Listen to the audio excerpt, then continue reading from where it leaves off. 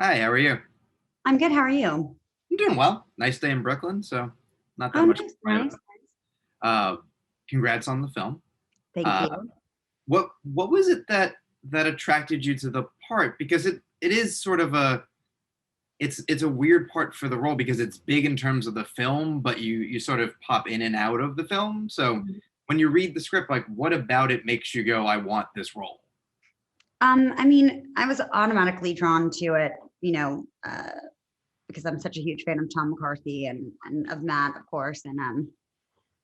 Um, I think even though Allison is not um, in every scene of the film, she um, she has a presence no matter what, and I think that it's only fitting that she's not seen in a lot of it because it's true to what her experience is of feeling a little bit forgotten and a little bit alone.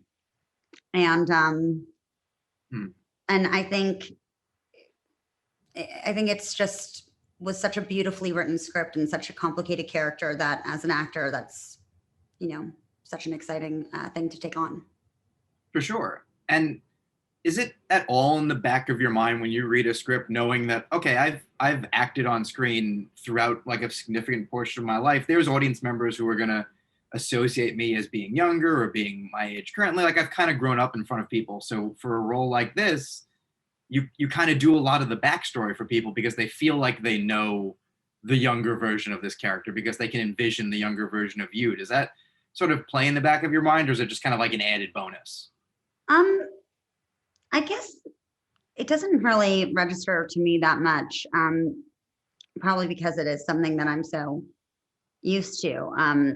But definitely, it's always exciting to get to show a different side of uh, myself and a different side of um, or a different character that I haven't done before. And yeah, it's I guess it is interesting because people automatically assume I'm still like 10, Yeah. and then they're a little bit surprised that I'm not.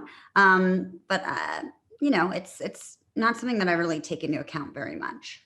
Yeah, makes sense. But yeah, the passage of time is weird that it only applies to like the person watching the film. They don't think you Right. age like a normal human being. Uh, Exactly. but it must be interesting though because a lot of actors they work up to like the Oscar nomination, then the roles change. But you sort of got like jumped to the head of the line, so the roles have always been kind of envisioning. Okay, well, this is Academy Award nominee Abigail Breslin, but obviously that's not why you pick a role. But what is there a thing that is in your mind when you're thinking about what you want to do next? Like, oh, I really wish I could do so and so, or is it more like I want to work with so and so? Um, I mean, there are definitely people that I want to work with and roles that I want to play, but I don't ever have a specific outline for it. It's sort of I just take it as it comes and what role feels right for me at any given time. I like to have characters that evolve as I evolve and change as a person, and but I don't. I think to try and map it out would be stressful. Yeah, for sure. And also probably hard because for better or worse, I think a lot of things you get sent are probably based on what you just did or what they think you just did, and that's probably not what you're as interested in, so you have to kind of like navigate past all the things like, no, I did that already. Yeah, but I really just go on the script and I don't try and purposefully shut things away because I've done something similar. I think as long as I really connect to it and it doesn't feel like I'm just repeating myself, then that's why I want to do it. For sure.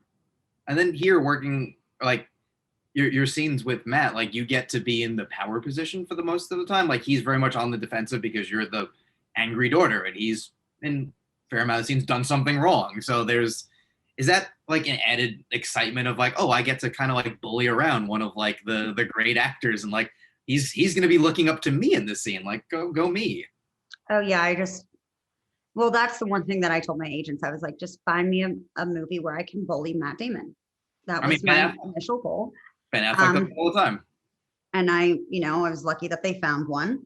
No, I no, I I definitely did. I didn't really feel like Allison is in a power position, so to speak. I feel like she's more so almost like a caged animal where Yeah, it's like she has no power and she puts a lot of trust in her dad, yeah, which she automatically knows is probably not the best idea. And it turns out not to be. yeah. And so I think it's more so that frustration of I should have known better. And he just kind of, he has to just take it. So Yeah. yeah, I did not love yelling at him though, because he is nice. Yeah. No, your wording is also right because it isn't necessarily power, but it is like the frustration of this is the only thing that I like. I need this, and you're not capable of it.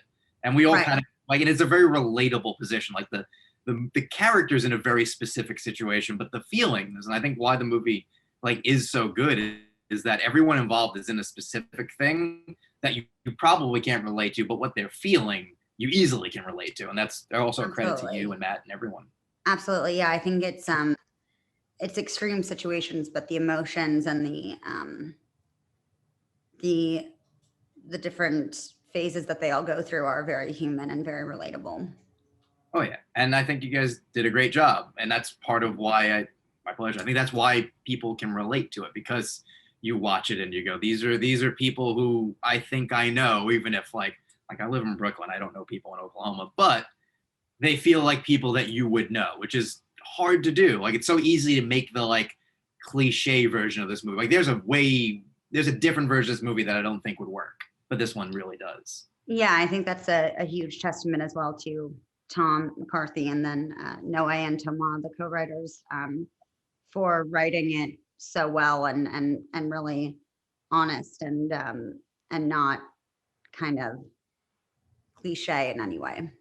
Exactly, and that's also exciting for you because that's a better it's a better role, it's a bigger challenge, and it's got to be more fulfilling when when you watch it at Cannes. Like who gets to do that? Like that's a thing.